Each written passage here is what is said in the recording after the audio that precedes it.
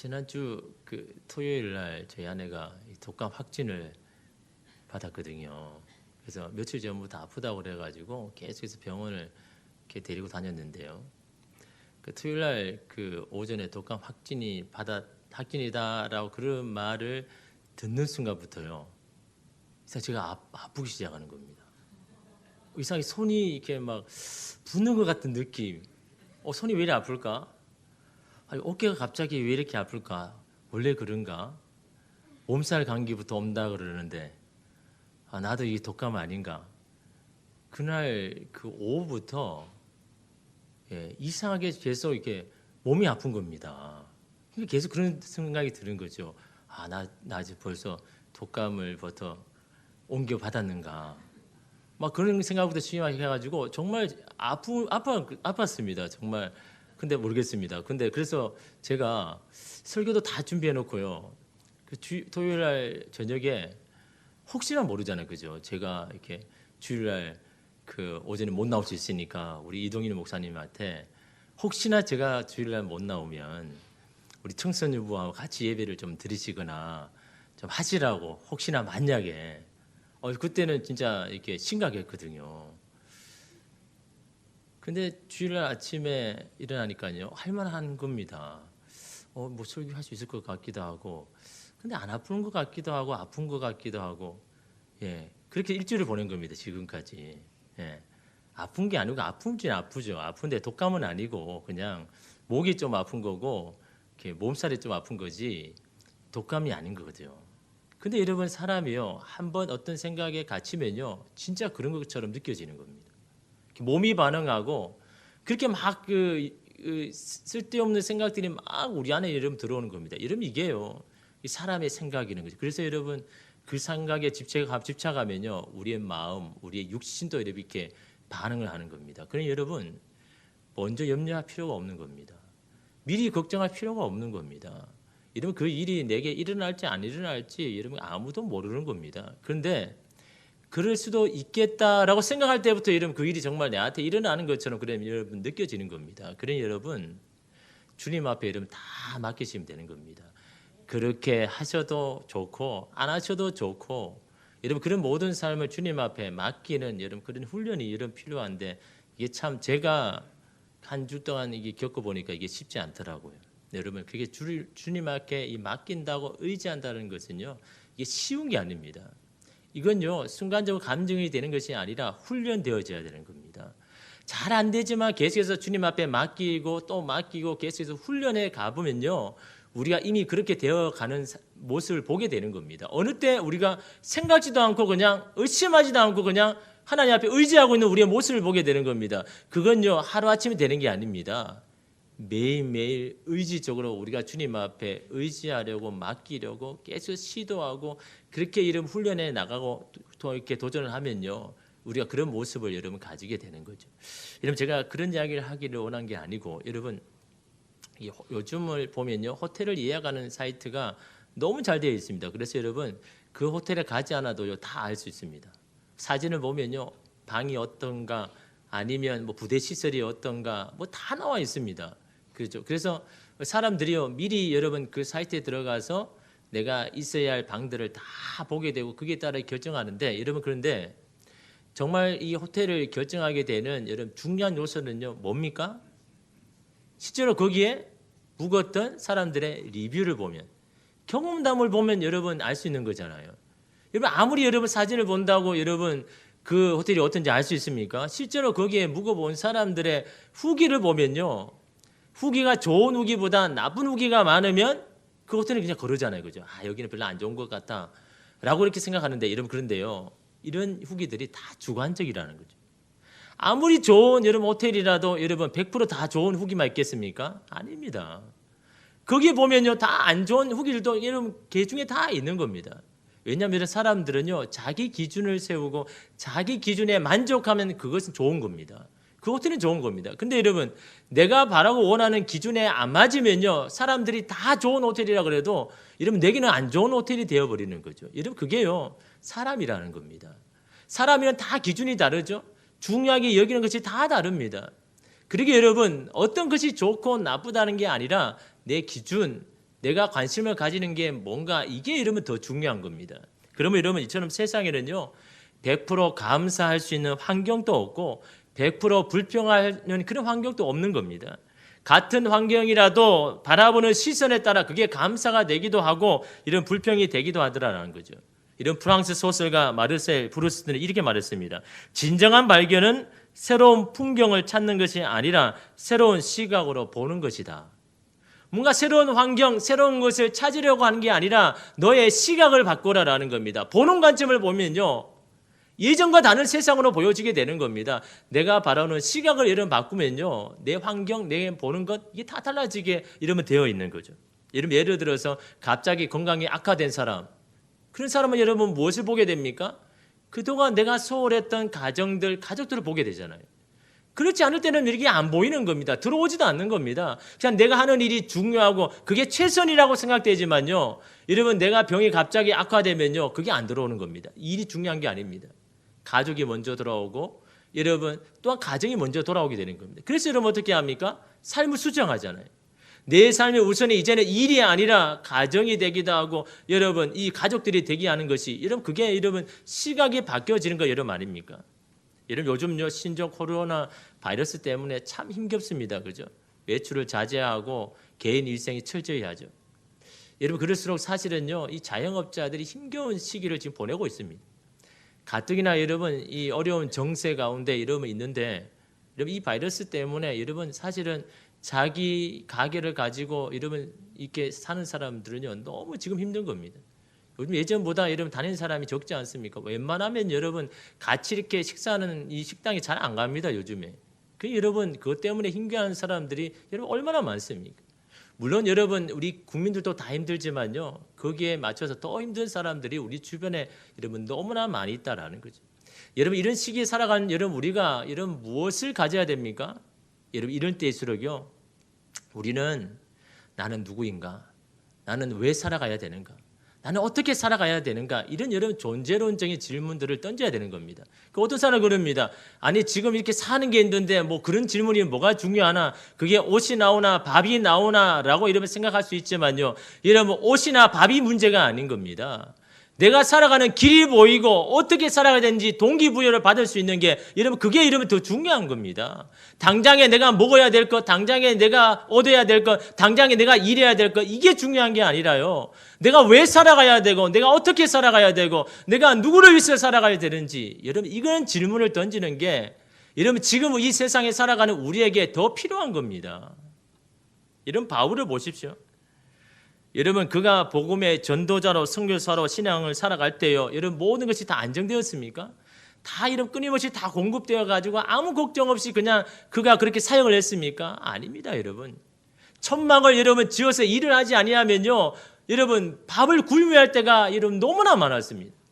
내일 이스라엘 여러분 거처를 마련하지 못하고 그냥 밖에서 자야 할 때가 너무나 많은 겁니다. 여러분 그가 평안해서 모든 것이 다 공급되어서 그의 사역을 끝까지 달려간 게 아닙니다.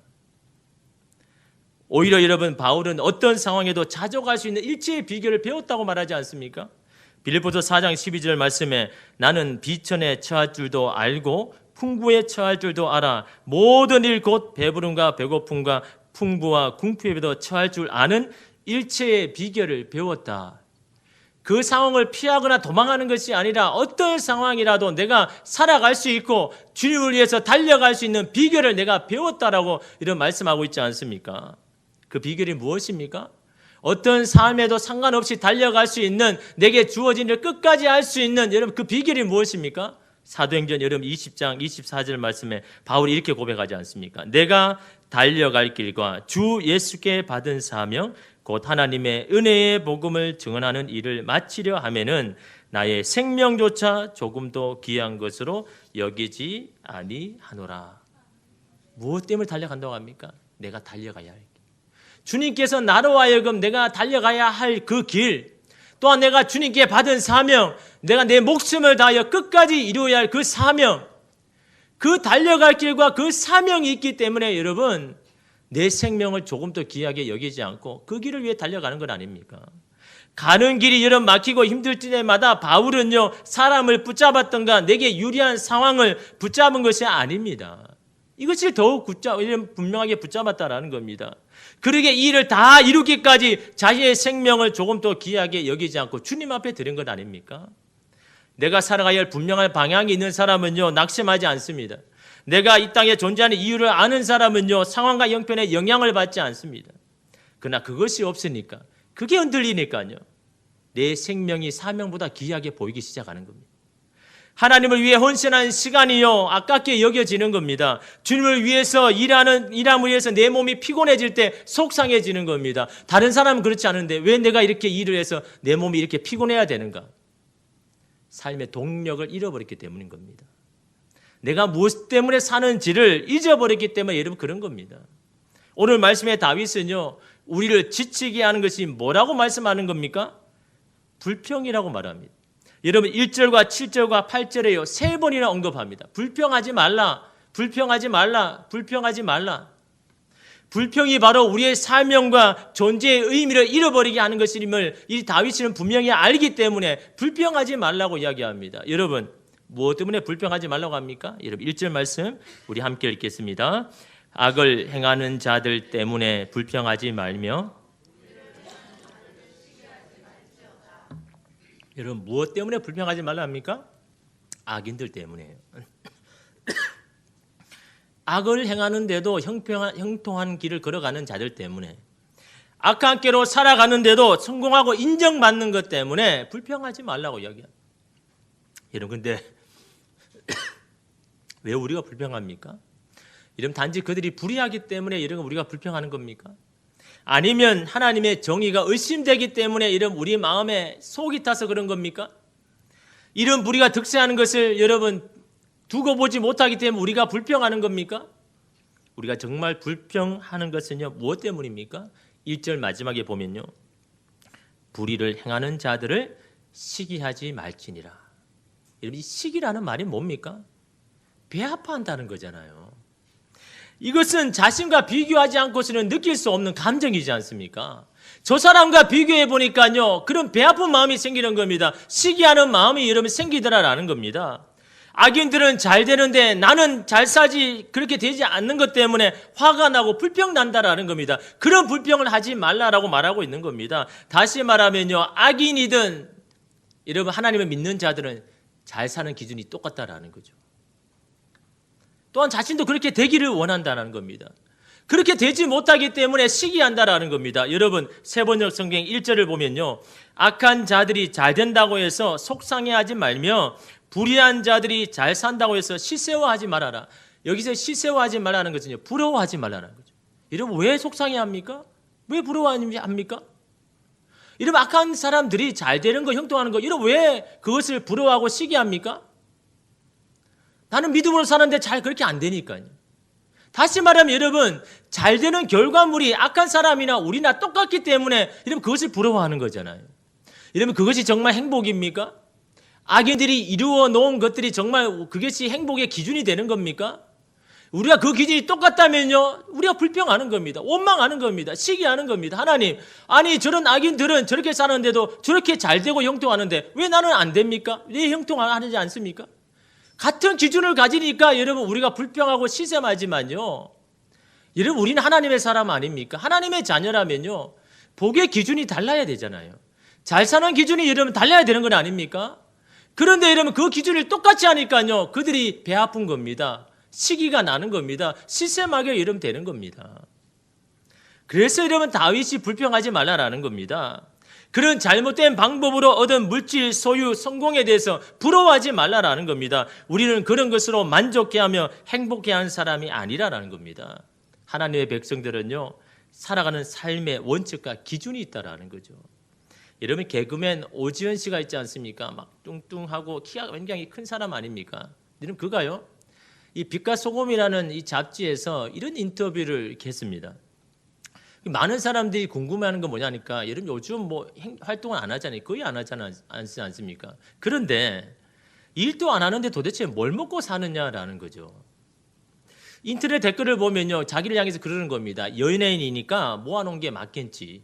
아니면 자기 부모가 잘 사니까 그런 재산이 많아서 저렇게 일을 안 해도 되겠지라고 그렇게 이런 인터넷 댓글에는 뭐 자기 사정을 모르니까 막 그렇게 올려놓지 않습니까?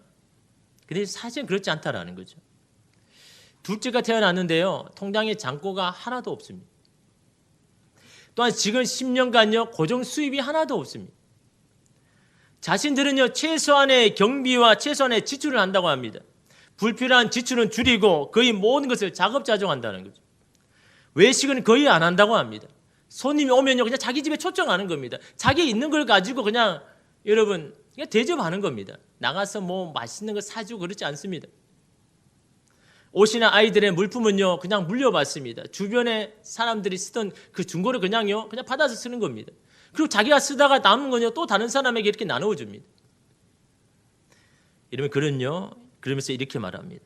세상적인 즐거움에 맞추며 턱없이 부족합니다. 그러나 행복은 물질에 있는 것이 아니라는 것을 알고 있기에 우리는 그냥 마냥 기쁘게 살고 있습니다.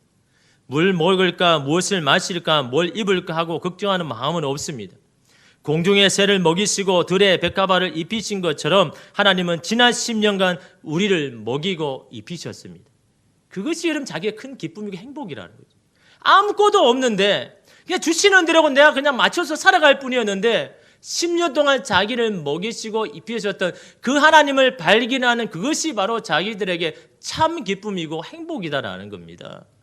여러분 이것이 바로 여러분 세상을 살아가는 이런 비교가 여러분 멋지게 다르지 않습니까? 여러분 그러고 왜 부러워해야 할 대상이 없겠습니까? 자신보다 성공한 선배, 동료, 후배가 왜 없겠습니까? 그들을 바라볼 때마다 왜 부러워한 마음이 없었겠습니까? 그러나 그는 그렇게 비교하지 않았다라는 거죠.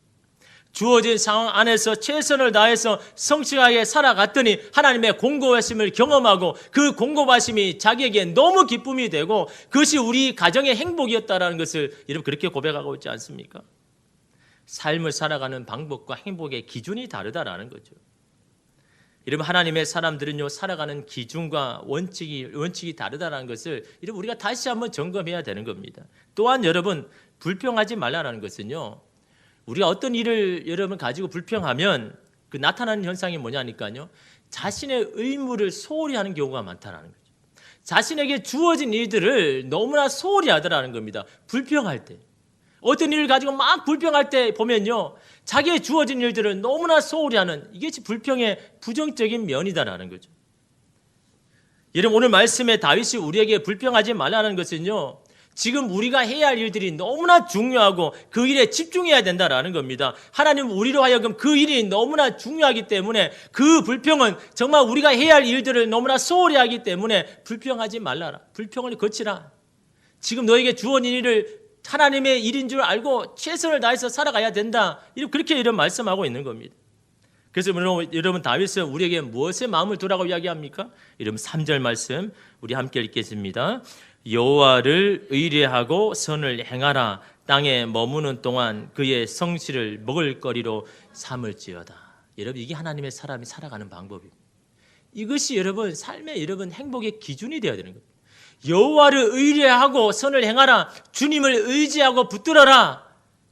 그렇게만 하지 말고 또 뭘 이야기합니까? 선을 행해라.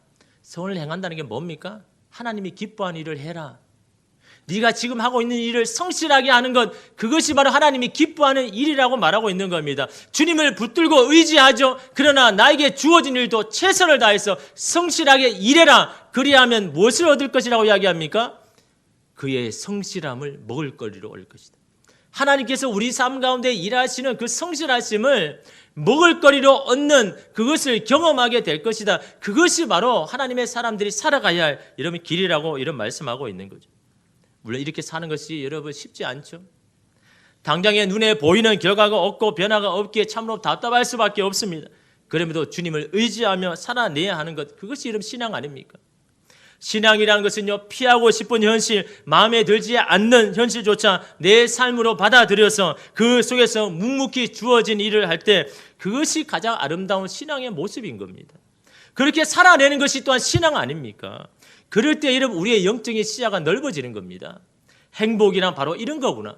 어떤 결과물에서 오는 것이 아니라 삶의 과정 가운데 누리라는 것을요 깨닫게 된다라는 겁니다. 참다운 복이라는 것은 하나님이 어떤 분이신지를 우리가 깨닫고 경험하게 되는 것, 그것이 바로 우리의 인생의 복이라는 것을 여러분 알게 되는 것이다라는 거죠. 그러기에 여러분 다윗은 우리에게 뭐라고 합니까? 불평하지 말고 잠잠히 기다려라, 그렇게 권면합니다. 여러분 7절 말씀 보면요, 여호와 앞에 잠잠하고 참고 기다리라. 자기의 길이 형통하며 악한 꾀를 이루는 자 때문에 불평하지 말지어다. 뭐라고 합니까? 여호와 앞에 잠잠하라. 하나님이 하실 때까지 참고 기다려라, 그렇게 말씀합니다. 하나님께 맡기고 기다리는 자들이 어떻게 되는지를 보라라고 말씀하고 있는 겁니다. 그러나 불평하는 것은 하나님을 기다리지 못하게 하는 것이 되더라라는 겁니다. 또한 8절 말씀처럼 우리도 그들처럼 죄를 짓게 만드는 것이 바로 불평하는 것이다라는 겁니다. 우리의 하는 일을 그치고 여러분 하나님을 기다리지 못하고 내가 그렇게 하는 것은요, 우리 또한 여러분 그 죄를 가운데 거하게 되는 것임을 이런 말씀하고 있는 겁니다. 물론 여러분 기다리는 것이 쉬운 일이 아니죠. 여러분 주님이 하실 것을 기다릴 때부터요 뭐가 찾아옵니까? 여러 가지 시험과 유혹이 찾아옵니다. 이런 우리는 그것을요 다 견디고 그것을 다 이겨내야 됩니다. 그래야 하나님이 일하시고 이루신 것을 여러분 볼 수가 있는데요, 이런 게 쉬운 일입니까? 이런 우리가 다 기다리지 못하고 먼저 이런 우리가 결정해 버리고 이런 우리의 유리한 상황에 따라 이런 살아갈 때가 많지 않습니까? 하나님이 이루셔야 되는 겁니다. 그가 이루셔야 여러분 우리의 모든 것들이 합력하여 선을 이루는 겁니다. 내가 이루었으면요 그것이 선이 되지 못하는 겁니다. 주님이 이루실까지 우리가 기다려야 되는 겁니다. 여러분 제가 2012년 이렇게 말에 이 정책당회 때 제가 부교육자 있던 그 교회에서 당에서 결정을 내린 거죠. 이 장로님들이 이 저를 50주년 기념교회로 바뀌겠다, 세우겠다 그렇게 결정하는 겁니다. 제가 어디서 물어본 적 한 번도 없거든요.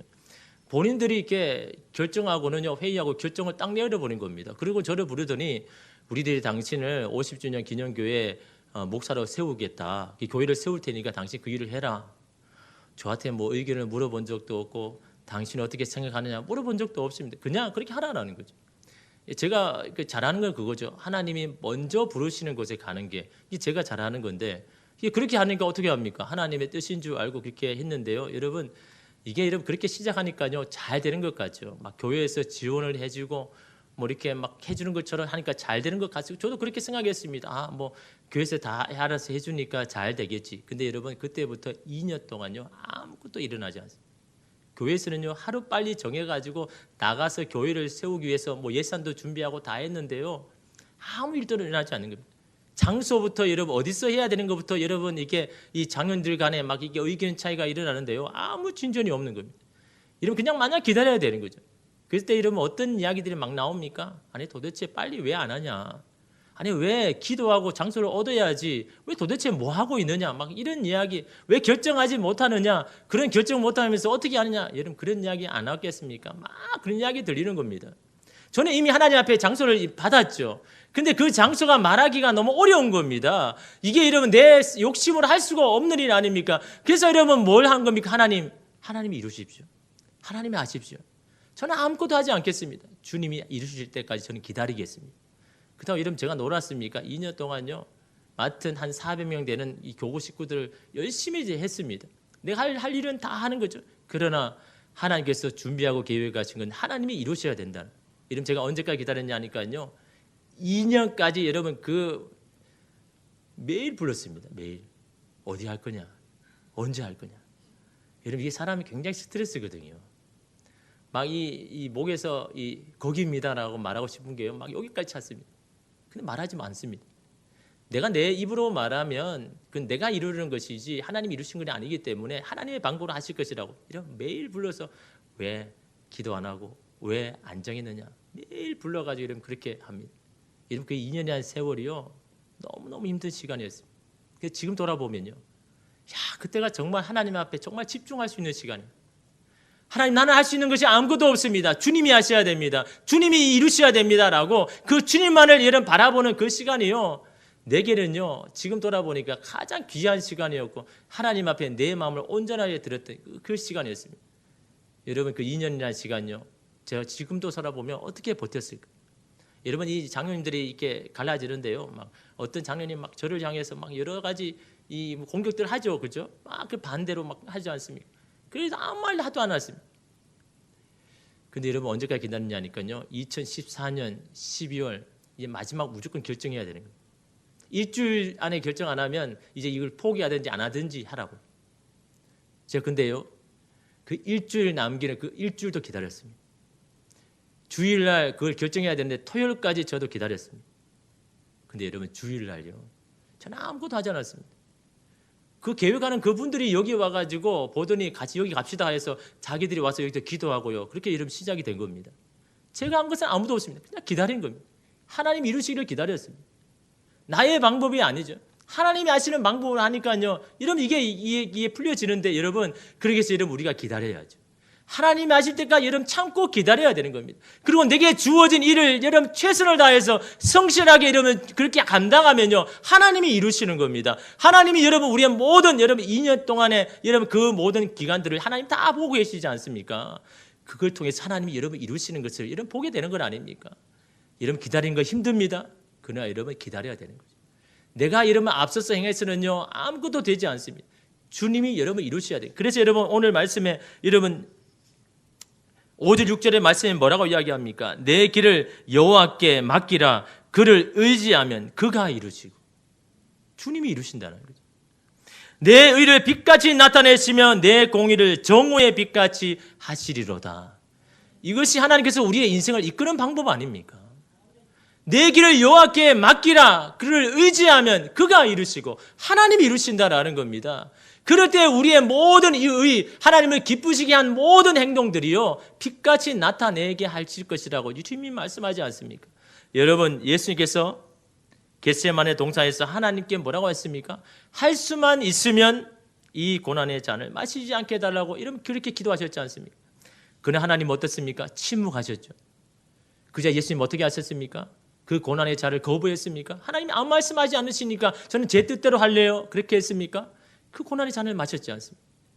골고다 언덕 십자가상에 달리셨을 때 하나님께 또 물어봤습니다. 아버지여 왜 나를 버리십니까?